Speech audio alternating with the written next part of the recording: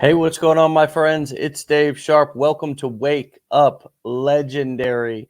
And this morning, we are going to have a fantastic conversation with a wonderful guest who's going to show you that absolutely anything is possible. Emy, welcome to the show. Thank you. You're so welcome. Where are you calling in from this morning? I'm in North Carolina. The Carolinas, gotta love them. Well, I'm in Florida here, so I'm not too far away from you. So, tell me and tell us what led you to Legendary. Well, a long story of um, trouble with finding out that I have a physical and mental disabilities, and I was jumping from job to job and having a lot of difficulty. Um, so I have a condition called POTS, which makes it very hard to stand for long periods of time and even sit for long periods of time. And I also struggle with mental disabilities. And so I was looking for something where I could be in control and I didn't have to ask a boss or somebody else to accommodate everything that I have, Mm, because they would pick and choose at different jobs which ones they would accommodate. yeah.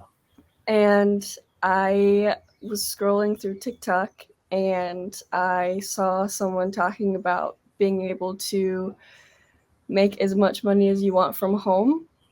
Um, and so I dove deeper into it a little bit and I found Legendary.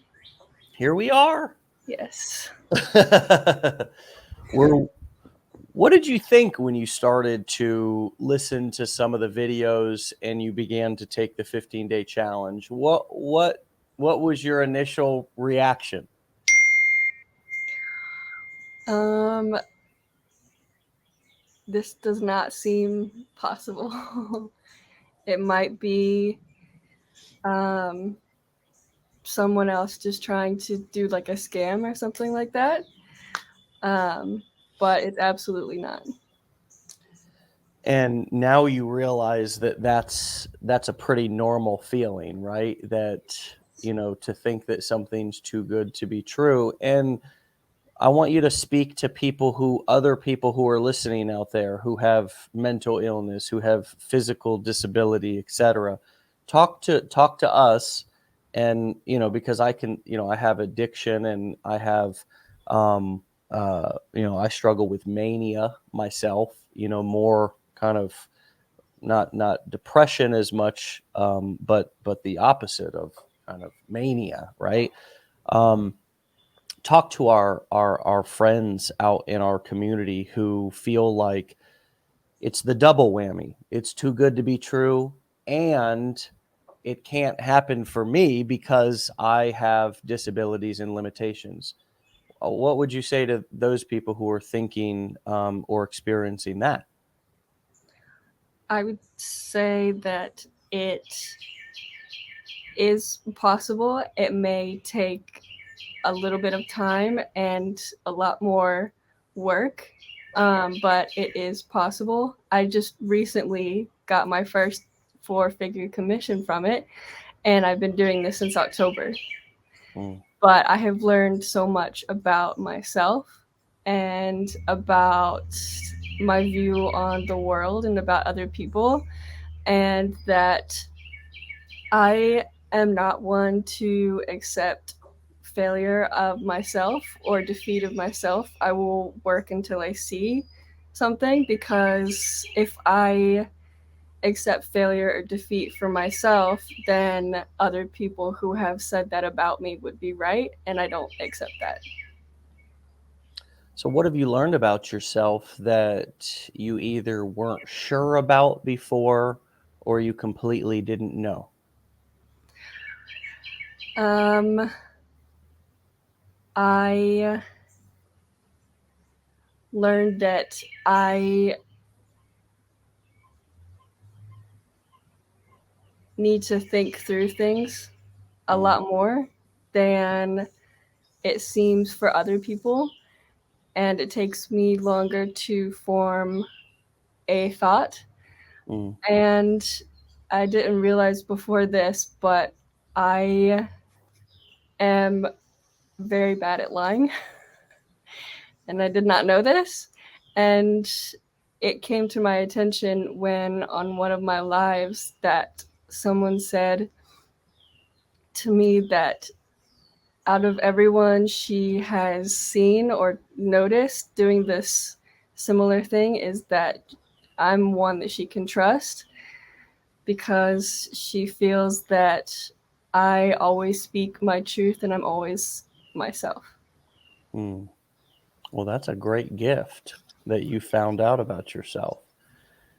And how does that feel to hear that those positive affirmations from people who were otherwise complete strangers? It feels very good. Yeah.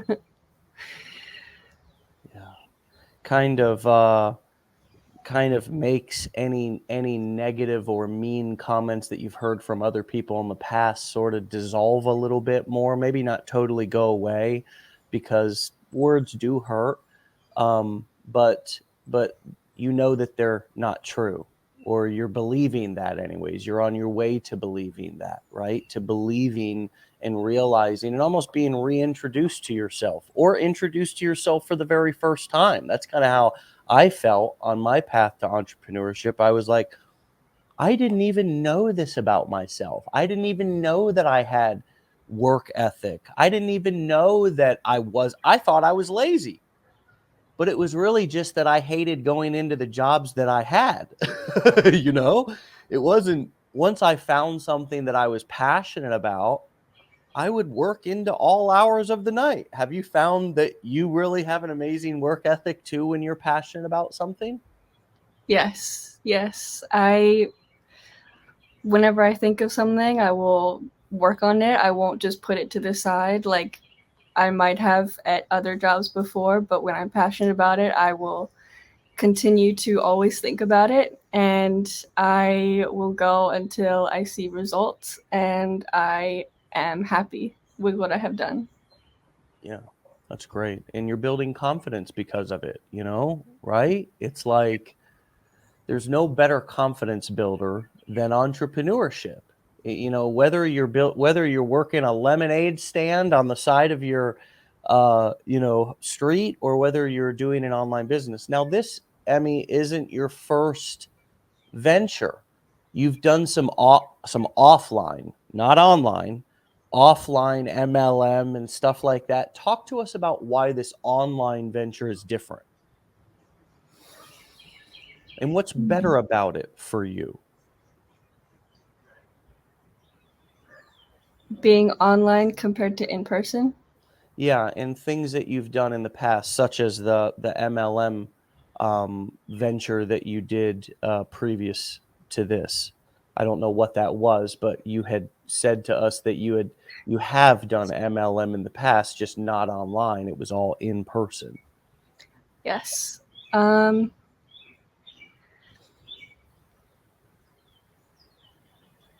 I would say that online and more entrepreneurship than MLM is that you're not constantly fighting or struggling to try to be on top.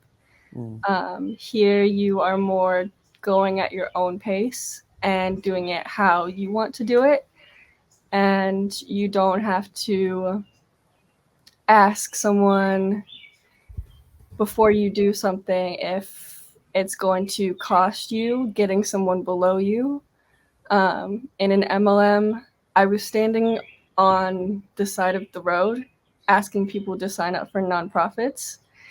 Um, and I constantly had to find people to be underneath me so that I wouldn't have to be on the street anymore. Um, You and could have them go be on the street. yes, That's MLM for you, Emy, isn't it? yes, Oh boy. yes. And that I really struggled with that because I didn't want to get people onto my group because I didn't want them to have to go do what I had been through. You're so sweet.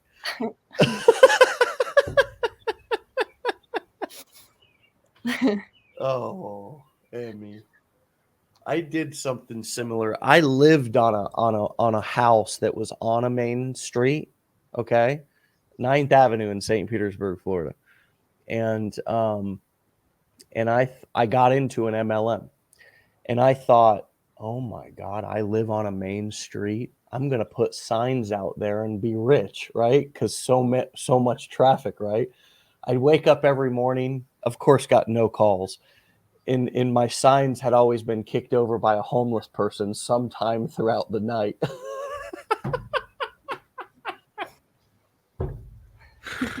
Oh my god.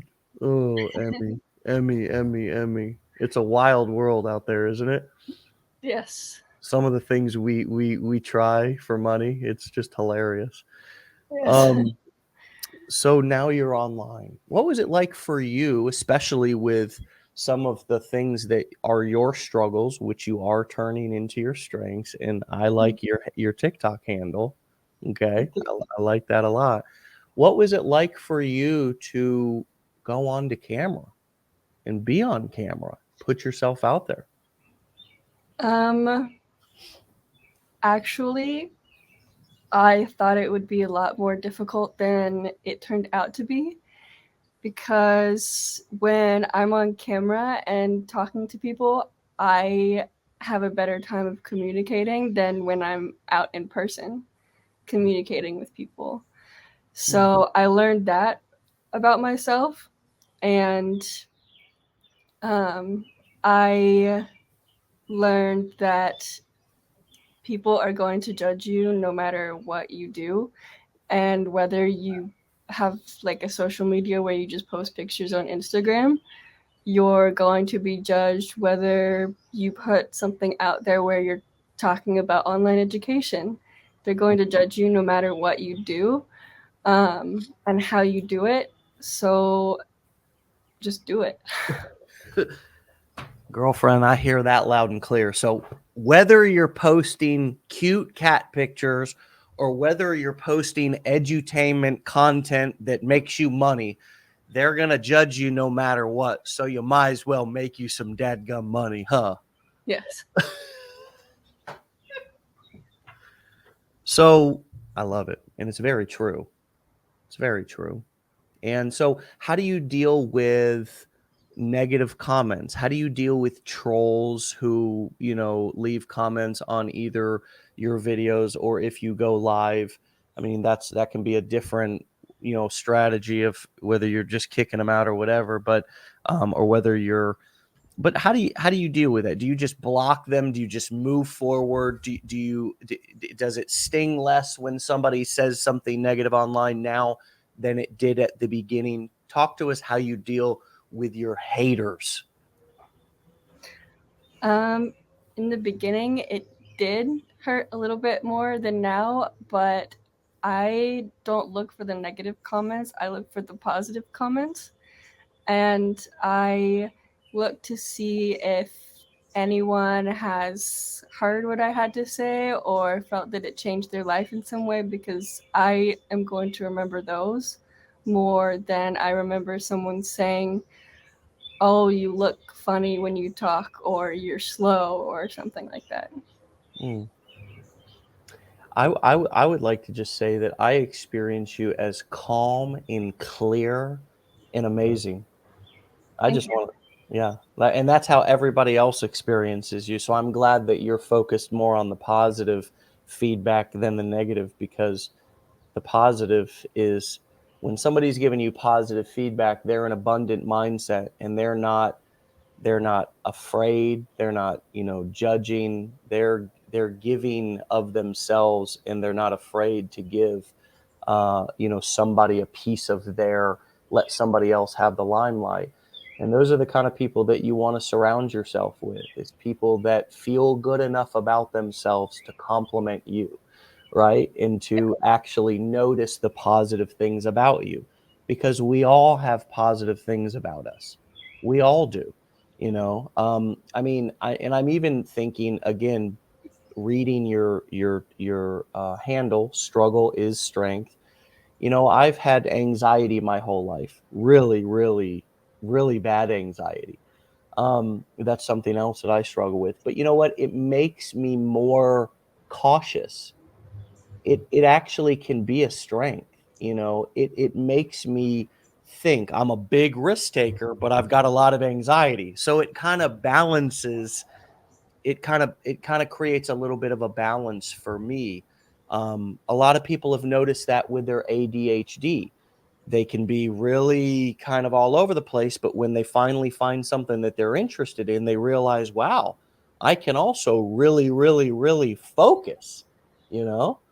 And so how what has it been like for you to be so open and honest with some of your physical and mental disabilities that maybe sometimes people would be more hesitant to share out of fear of judgment? What has it been like for you to actually share some of your struggles, some of the things that you deal with on a day-to-day basis with strangers, with your audience? I find it more freeing and easier to just go ahead and put everything out on the table and let everyone know everything about me, because once they do that and they don't come up later and be like, oh, she didn't tell us about that, or oh, she's hiding that, then they won't have as much trust in me, compared to if I lay everything out and I'm honest about myself and my struggles that I am turning into strength and using for myself and not against myself. It's amazing. It's amazing. You're doing something. Is there one particular thing that you find that you talk about that you find people respond to? Is it one particular, part of yourself or your story that really you have found that people really kind of are inspired or engaged by or can relate to? What did you share that you were surprised that people would respond so passionately to you about and connect with you about? I found that a lot of people connected with my physical disability, my POTS, um, and not being able to walk or sit for long periods of time. I got a lot of people who said they could relate to me because they had it as well, or they know someone who has it, or they were willing to share about their physical disability with me. And when I shared that, I had a lot of people come in and feel as though they could talk to me or they could trust me because they could relate to me somehow in that way. Well, there's a lot of people just even in the comments right now. I mean, Donna says, my daughter has ASD, would love to talk to you. I mean, whether it's somebody, and there's tons of, really proud of your tenacity. I mean, love this young, wise lady. You need to come back and you need to read all these. I agree with Dave. You sound so calm and clear. What is it like to, I mean, for me, when I first actually had people like really noticing the positives about me, it was really it was really a huge confidence booster. I mean, do you believe the things that people are saying about you? Do you really take these in and receive these compliments and know how amazing you are doing and how amazing you are? At first, when I was younger and I would be complimented, I didn't take it into account as much as I do now, because I would think that they were talking down or just feeling bad for me and then saying it in that way. Yeah. But now, after actually talking to people and knowing that it is genuine and they do actually see that I do have positive parts about me, and they're not just trying to talk down to me, but they want to actually talk with me and interact with me. I love them now, and I cherish the positive compliments and comments. And that's a very great point. I love that you brought up just people talking down to you, because a lot of times we don't realize, and when I say we, I just mean people, right? And I always include myself because I am a person, I'm not above anything. We can get condescending. We can talk down to people, right? Sometimes we can even go and have some immediate success and think that we're a hot shot, and then all of a sudden, we kind of get an attitude. Um, it's so important, I found for myself, to really pay attention to how I'm talking to people in my audience, right? Because even as I become this online influencer and this kind of person that people are, even if you're one or two people are listening to you, you're influencing them, right? I mean, whether you like that term or not, it doesn't matter. Um, it's such a great quality if any of you have a nurturing nature. I mean, I can see from you that you don't have a condescending bone in your body. You're a very sweet, kind, calm, and caring person. And but I'm sharing for the rest of us, right? Out, who are out here in internet land. We got to be careful how we talk to our audience. We got to be careful how we talk to people, because a lot of times we can be pitching our products, or we can be pitching our services, or we can be sharing our value, and we can actually be talking down to people and not even realize it. And people can actually feel judged, right? Like they're not doing, like we're thinking that our solution is better than theirs, or than what they're doing, and they don't feel safe to actually approach us. How do you stay approachable? How do you invite people to reach out to you and make them feel safe to do so?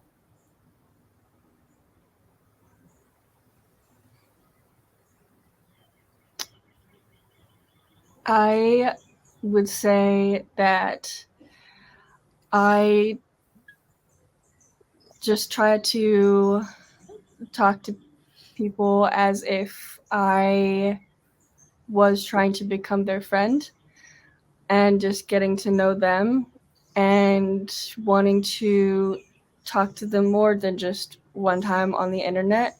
Mm. I try to make it as if I am becoming a friend to them and want to get to know them and to get to know what they are struggling with and see if I can help them in some way. I love that, because nowadays the internet has like become such a swipe right or swipe left kind of culture, right? It's like, and that's the dating app kind of, that's what people do on dating apps. Tinder and all these apps are kind of like, people are just pictures now. And I really like, in entrepreneurs do it too. You make one sale and then don't care if the customer ever buys again, right? That's a mindset. But what you're saying is, treat the person like you're going to have an actual relationship with. Like, even if they buy, like, especially when they buy something from you, you're going to talk to them again. Let them know, make them feel that whether you buy something from me or not, I'm still willing to have a relationship with you. Now, I might not have as close of a relationship if you're not a customer, right, of mine, because I'm going to treat my customers, people who are actually doing business with me, I'm going to make them a priority, but I'm still going to treat you with respect, and I'm still willing to have a relationship with you even if you don't buy something from me right away. And I love that, Emmy, because a lot of times when you talk to people, you can see it. If as soon as you don't do what they want you to do, they might say something nasty or become rude or even block you. And immediately you're thankful that you didn't do business with them, because you knew that they were not interested in any more than a quick buck. So I love that you said that. I love that, and that's beneficial from a marketing standpoint, because sometimes it takes people multiple exposures before they become comfortable to actually buy. Have you noticed that as well? That people either tell you, or you'll notice somehow from looking at something in your business that, hey, this person watched me for a couple of weeks or has been watching before they actually decided to take action. Yes, I have noticed that um, on my lives on TikTok. I always try and write down people's names that I see multiple times. And I noticed that it takes people multiple times to come on and watch what I have to say before they interact with me at all. Mm, before they even comment. By Yes, before comment. So they have to come on and actually see you and listen to you before they you notice that before they're gonna be they're comfortable enough, they feel comfortable enough to comment or engage in any way, that they've probably watched a few or even attended a few of your lives. Yes, and I always make sure, even if they decide not to comment that day, to at least say hi to them again. Mm. That's not the first time I've heard that from people. Emy is writing down names. I think I heard that from Amy Hires at our last mastermind. She was talking about that very same thing. And as a matter of fact, she handed out pens in notebooks as an example, or as a, to kind of try to encourage people to write down people's names as they came on her lives, because or they come on your lives, because you can, of course, you can write them down as you see them coming on. You can shout them out. You can write them down. If you go live 7 days, you could write those names down right next to each other, and you could see that, oh man, this person, Emmy's been on for 3 days in a row. Or I think when we have that a small following, it's all the more important to do those little things, don't you? Yes. Yeah. Um, so what was going live like for you? What was that? I mean, how did you? Were you anxious? How did you build up the courage? What was it like the first time you did it? The first time I did it, I still had some of those thoughts and mindsets of um, they are going to say like negative things, or they're gonna um, judge me or something like that on my live, and write things as I'm trying to talk to people and educate people. Um, or not many people will come on because of how I speak. But after I did it one time, I felt very confident after, because of that non eye contact that I realized after I did it for the first time, and not being actually face to face with someone. I was able to overcome all of that and see all of the positive comments. And I really enjoyed doing it and getting to meet new people that way. That's really, really cool, Emmy. And so that's helpful for you. And you mentioned that a few moments ago, but now I'm putting the pieces together. You feel more comfortable communicating through, camera or virtually, than you do in person. And because it's more comfortable, because you don't like to, it makes you feel anxious to make eye contact with people. Is that right? Yes. That makes so much sense. Hell, I think a lot of us can relate to that. And I don't have autism. So I can't imagine what that's like for you. And I'm glad that this is so much easier for you. And it just so happens that this is the direction that our world is moving in anyways. So it's not a huge, it's not a big deal that, it's actually completely, for all of us, it's a completely legitimate and high paying career path to work from home, whether you're working for yourself or whether you're working for a company working from home. It's a, again, there was a time at which you needed to show up in the factory. You needed to be at the retail store and able to earn a paycheck. But nowadays it's just not the case. Um, are you interested or passionate about talking to other young people, specifically people with disability? Do you shout those particular people out, or do you just find that sharing your authentic story impacts anybody who's listening? I If I see someone who has a disability like mine or not like mine, I don't usually shout them out because I know for me that in the past might be uncomfortable. So I try to respect them in that way, but I just make sure that I am completely open and honest about everything going on with me and everything about myself, that I try to just bring people in that way. Yeah.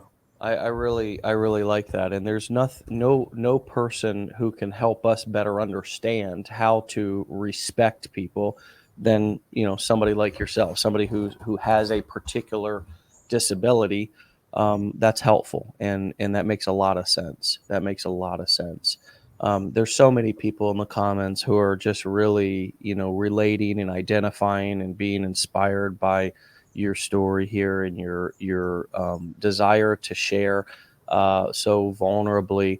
And that's really been the secret to your success, right? I mean, it's not been anything like super secret special that people couldn't do, right? It's really just letting people, it's being vulnerable, not to open yourself up for hurt, but to allow others to feel safe listening to you, knowing that you are telling them the full truth about who you are and what you're doing.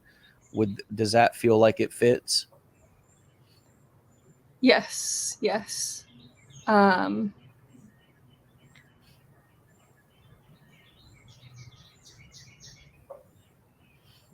I think that being open and vulnerable at first might bring in negativity that you don't want, but eventually you will form a group and a lot of people who are there behind your back to support you. I found that to be true as well. I found that to be true as well.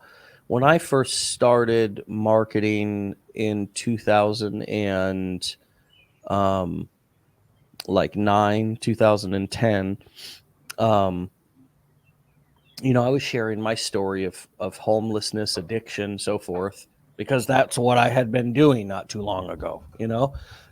So it was pretty relevant. I didn't have a big success story to talk about, so I kind of had to talk about what I had already overcome, which was basically just kind of rising up from the ashes, if you will. It wasn't like I had achieved all of this success. And I've not found, since I've been doing this, a more powerful way to connect with people than to share things that you've overcome in your life. And even more importantly, things that you're overcoming personally right now in order to do what you're doing. It's not mansions. I mean, I've got lots of stuff that I could be sharing every day on this Wake Up Live, or things I could be posting in videos or stuff that would be cool, maybe impress people. But I found that those things don't connect.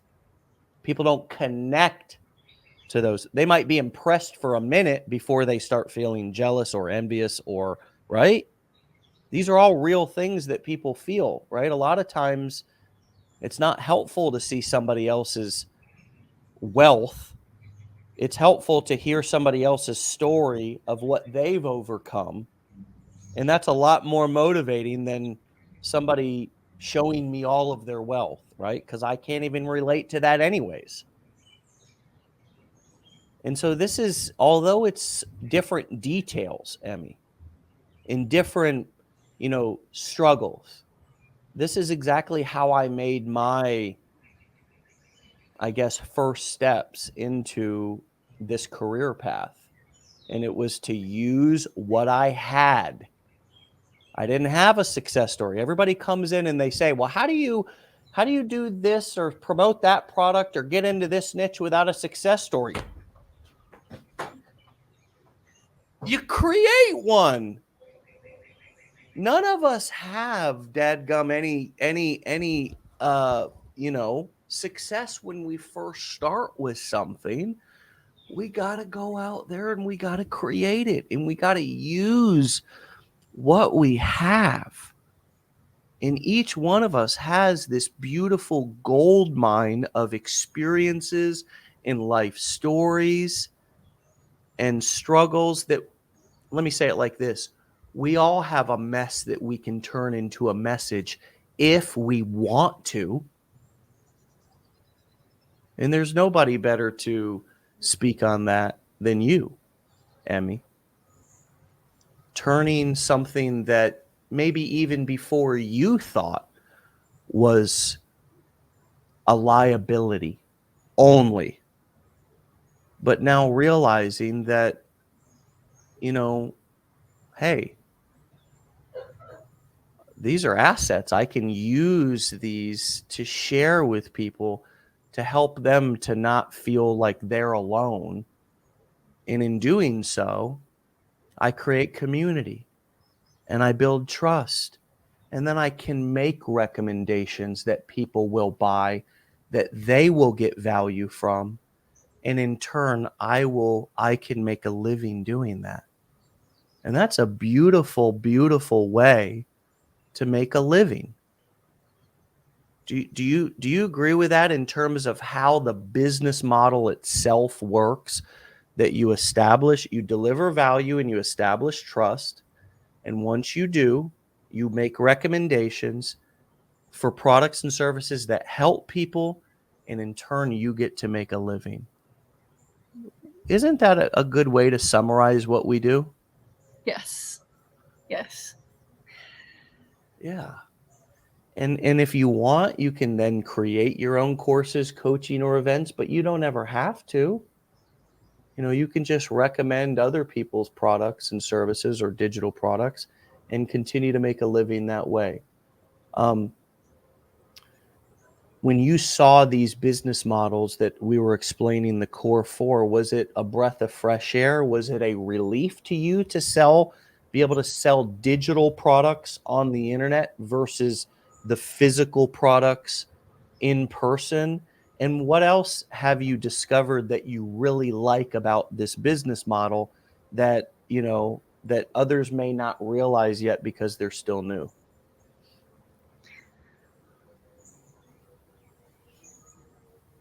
Yes, I like doing everything digitally because I don't have to worry about having that physical product that might be damaged or might get lost or might not give the same kind of value when I give it to them compared to if they can get it right then and there at their fingertips.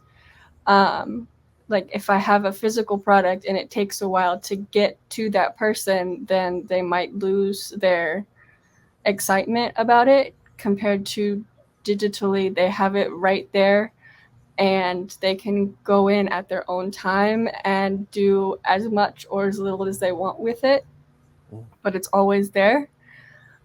And with this business model, my favorite part is doing it anywhere at my own time, because going in at like a 9 to 5 was harder, both mentally and physically for me. But I tend to work better in afternoon and night. And so if I'm able to make the same amount of money just being at home and working when I feel my best, Yeah, then that is my favorite part. that makes a lot of sense. And a lot of people work better at different times of the day, maybe feel more clear, feel more motivated, or have actually more energy. I mean, this is, I think it's important to, learn our bodies, and even our bodies can change over the years. We may become more of a morning person, so to have the flexibility ability to adjust our schedule is such a it's such a blessing. It's also a great way to do self-care. I mean, it's like really paying attention to what, when what do I want my perfect morning to look like? This is another question that we can ask ourselves as we're starting this journey. And maybe you're somebody that likes to jump out of bed at 5:30 in the morning, go to the gym, or go for a run, or go outside and do some push-ups, and have your coffee and start work at 6:30 on the dot after you've taken a cold shower, because if you ain't taking cold showers, you ain't successful. Right? I mean, maybe you're that kind of person and you're just, ready to rock at 7:30. But maybe you're somebody who likes to wake up a little bit slower, likes to sit around and listen to the birds in the backyard like we're doing right now with you. Have a little bit of coffee or whatever you drink in the morning, a nice cup of water or something like that, maybe some hot water with some lemon in it. I don't know, whatever you like, right? Maybe you'd like to have another cup or three, maybe some bacon and some eggs, and start work around 11 a.m., right? Have a late lunch around 2 p.m., right? Then and go on a nice nature walk in the afternoon, come back and take a nap, and wake up nice and slowly with a cup of tea, and then have a light dinner before you watch a little bit of show and head to bed at around 10 o'clock. I mean, I don't know what your perfect day is, people, but it's nice to be able to have the flexibility to be able to create that perfect day. What is, if you could just summarize in a nutshell, what is your perfect day, and what are you learning about what your perfect day really is, that in what you really like, that you may not have known before when you didn't have that space because you were running into to work? Um, well, I realized that yes, self care is very important, and my day looks very different now. Um, Before I started doing this, I didn't have self care, which landed me in both an actual hospital and a mental hospital because it broke me down and I wasn't able to relax and create my plan and do what I needed to do to be in control of myself and my mind. But now I wake up about 9:30 or 10, and then I sit and read a little bit to calm my brain and to get into more of a controlled state and to give my body time to be able to stand up. Um, and then I go and I make breakfast and I sit and relax and eat it rather than rushing and eating it in a car. Amen. And after that, I will make my plan for the rest of the day, um, making videos or going to get something that I need at a store, um, and maybe go for a walk and get everything straight and ready to be focused and be 100% for the rest of the day. Wow, what a beautiful what a beautiful morning that you just described. And I think a morning that any one of us would be happy with.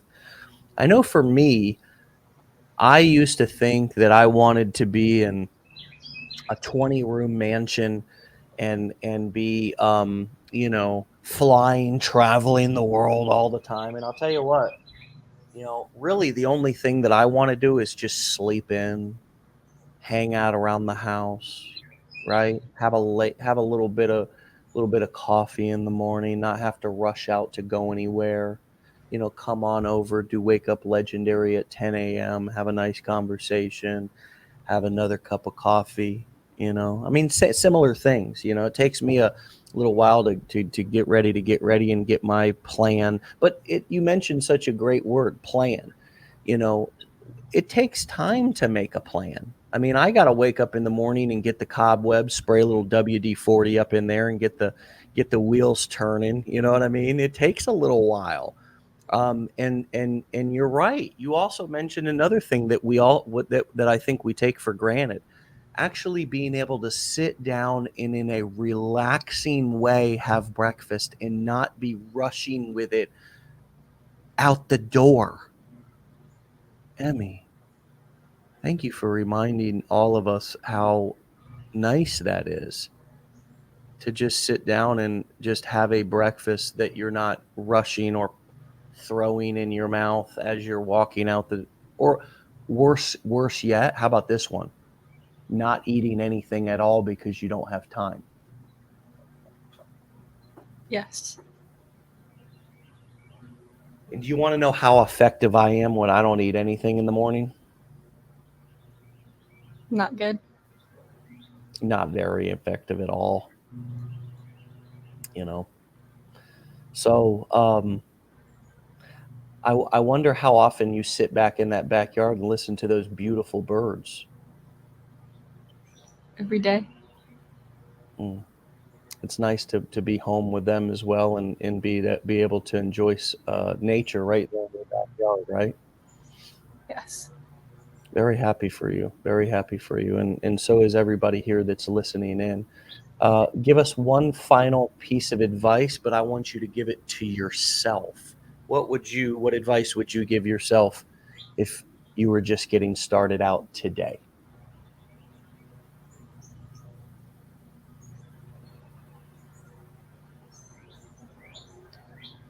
Remember to always be 100% yourself and share it with others, and the right people will come, and the right people will want to listen to you and to follow you.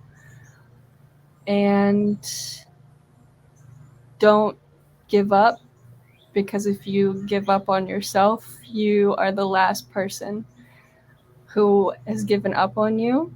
If other people have, then you can't take that away from you if you don't give up. Yeah. Mm. Well, you have filled our bellies and our hearts with inspiration and fire this morning. You really deserve to go back and, of course, read some of these amazing comments that people have left for you. And I want to tell you that I am inspired. I am so blessed that you decided to take a risk on yourself and bet on yourself, because you are going to be the best bet that you ever make. Okay, you're going to be the best bet that you ever make, and the goals that you set for yourself right now, when you actually get to that point, say a year down the road, I want you to make goals, and I want you to see how you'll have shortchanged yourself, how you're going to accomplish so much more than you even think is possible. And I'm just glad to see here the beginning and hopefully be a part of the journey as you continue to soar. And so please come back and see me and share, a follow up of your journey. I'm sure everybody will be, so thrilled to hear an update in a couple of months. And of course, everybody go follow Emy on TikTok at struggle_is_strength. Struggle_is_strength. And of course, she's also over on Instagram at Financially Free with Emy, and it's EMY. Emy, thank you so much for your time today, and keep up the fantastic work. Stay legendary, my friend. Thank you. All right. We'll talk to you later, okay? Okay. All right, my friends, there you have it. There you have it. Yet another extremely inspirational episode with a fantastic guest. My friends, please go follow Emy. Even though you're going to be learning from her, even though you're going to be feeling inspired from her, go follow her and support her, lift her up. Okay. She's blazing the trail for a lot of people. Okay. A lot of people who felt, we, all of us already have, even if you don't have disabilities, you wonder, can I do this? And so, God bless anybody who is showing the world what's possible, no matter what the odds. And she's the poster child for that. And so lift her up, protect her. She's a treasure for all of us. We need each other to be inspired and to remember that anything's possible. Remember that we can turn our struggles into our strengths. Remember that you may have a mess, but you can turn that mess into a message. It's possible. Okay. And if you're wondering how, just look around at people like Emy. Look around and you'll see exactly how it's done. All right, my friends, we'll see you back here tomorrow for another episode. Get out of here. Peace. Have a wonderful day. And thanks again, Dad.